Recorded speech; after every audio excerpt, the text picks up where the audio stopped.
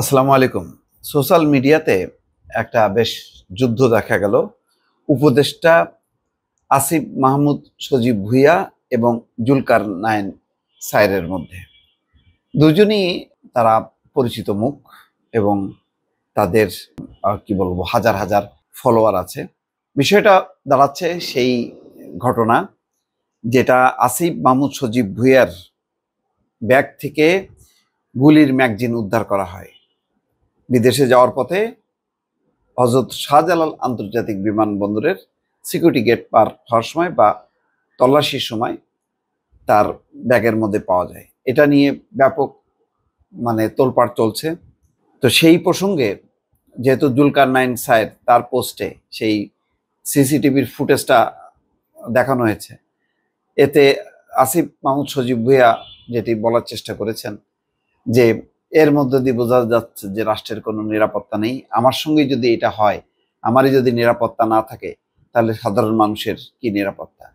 তার উল্টা জুলকার নাইন সায়ের যেটা বলেছেন যে অনুসন্ধানী সাংবাদিকতার এইটা একটা অংশ, বরং এইগুলির মধ্য দিয়ে কোনো অনিয়ম অনেক কিছু প্রকাশিত হয় এবং এটা নতুন কিছু না, এটা বিশ্বব্যাপী এটা হচ্ছে এবং এই কারণে বিশ্বের বড় বড় যত ওয়াটার গেট কেলেঙ্কারি সহ অনেক কিছুই এসব অনুসন্ধানী সাংবাদিকতার মধ্য দিয়েই প্রকাশিত হয়েছে। এটাকে গোয়েন্দা বৃত্তি, রাষ্ট্রের নিরাপত্তা, এগুলো বলা মানে হচ্ছে সাংবাদিকতার টুটি চেপে ধরা।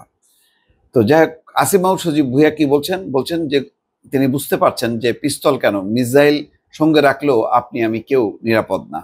এবং তারপর পরই জুলকার নাইন সায়েরও পাল্টা তার জবাব দেন। আসিফ মাহমুদ বলছেন, যেভাবে মুহূর্তের মধ্যে দেশের প্রধান ইন্টারন্যাশনাল এয়ারপোর্টের সিসিটিভি ফুটেজ এজেন্সির মাধ্যমে বিদেশে অবস্থানরত কারো হাতে পৌঁছে গেল তা রীতিমতো ভয়ঙ্কর। এরা চাইলে যে কোনো দেশি বা বিদেশি সন্ত্রাসী গোষ্ঠী, গুপ্ত হত্যাকারী কিংবা বিদেশি গোয়েন্দা সংস্থার কাছে আমাদের real time location, schedule, sensitive information সহ অর্থ কিংবা স্বার্থের বিনিময়ে যে কোনো কিছু পাচার করে দিতে পারে। তার মানে ওখানকার যারা দায়িত্বরত আছে তাদেরকে লক্ষ্য করে বলছেন, আমি সরকারে আছি, আমার সঙ্গেই যদি এমন ঘটনা ঘটে তাহলে সাধারণ নাগরিকদের জন্য পরিস্থিতি কতটা ভয়াবহ তা সহজেই বোঝা যায়। এই তথ্য সন্ত্রাসীদের শাস্তি বাকি। তিনি লিখছেন, যাদের দায়িত্ব শত্রুর উপর নজরদারি করে আমাদের জাতীয় নিরাপত্তা নিশ্চিত করা, তারা এখন নিজেদের সব শক্তি এবং জনগণের অর্থ ব্যয় করছে দেশের নাগরিকদের উপর নজরদারিতে, টার্গেটেড চরিত্র হননে। লেজিট কিছু না পেয়ে উদ্ভট এবং হাস্যকর বিষয় নিয়ে আক্রমণ করছে। দুর্ভাগ্যজনকভাবে গণ অভ্যুত্থানের কিছু তথাকথিত অংশীজন এবং হাসিনা পুত্রের বক্তব্যে এখন আর কোনো পার্থক্য থাকছে না বলেও লিখছেন। তিনি বলছেন, আশার কথা হলো বাংলাদেশের জনগণ এখন পূর্বের থেকে যে কোনো সময় অনেক বেশি সচেতন। গণ অভ্যুত্থানের নেতৃত্বের সঙ্গে অনাকাঙ্ক্ষিত কিছু ঘটলে কারা ঘটিয়েছে বা কারোরই বোঝার বাকি থাকার কথা না। জুলকার নাইন সায়ের তার উত্তর দিচ্ছেন, সাধারণ নাগরিকদের জীবন সাধারণই থেকে যায়। সাধারণ নাগরিকদের জীবন সাধারণই থেকে যায়। তারা আঙুল ফুলে কলা গাছ হয়ে যায় না। তারা জীবনে প্রথম সুইজারল্যান্ড গিয়ে আরেকজনের টাকায় ফেন্ডির জ্যাকেট, ডিজাইনার ঘড়ি কেনে না। মন চাইলেই দুবাই উড়াল দেয় না। আর মানুষের দেওয়া টাকায় দুবাই মলে শপিং করে বেড়ায় না। সাধারণ নাগরিকরা কন্ট্রাক্ট ম্যানুপুলেট করে অর্থ লোপাট করে না। নিষিদ্ধ গোষ্ঠীর লোকের হাতে দেশের গুরুত্বপূর্ণ সংস্থা তুলে দিয়ে তার মাধ্যমে কমিশন খাওয়ার বন্দোবস্ত করে না। তিনি আরো বলেন, আর সরকার সেটা হতে হয় জনগণের ভোটে, কারো কাঁধে চড়ে নয়।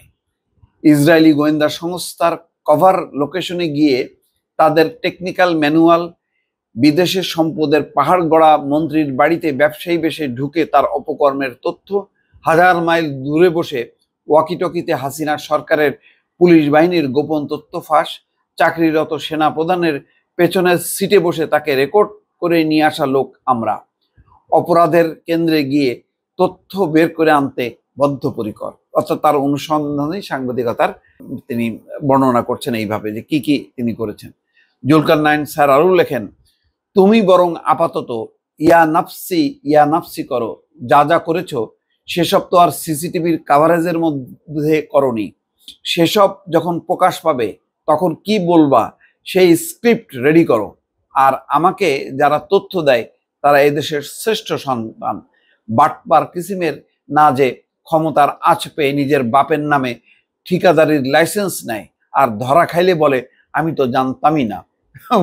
কঠিনভাবে তার মানে আসিফ মাহমুদ সজীব ভুঁইয়ার বাবা যেই ঠিকাদারি লাইসেন্স, তিনি হেডমাস্টার ছিলেন, ঠিকাদারি লাইসেন্স তার নামে, সেই ঘটনা নিয়েও তোলপাড় হয়েছে। সেই প্রসঙ্গটা তুলে আনছে। বেশ পাল্টাপাল্টি জমজমাট একটা লড়াই হলো।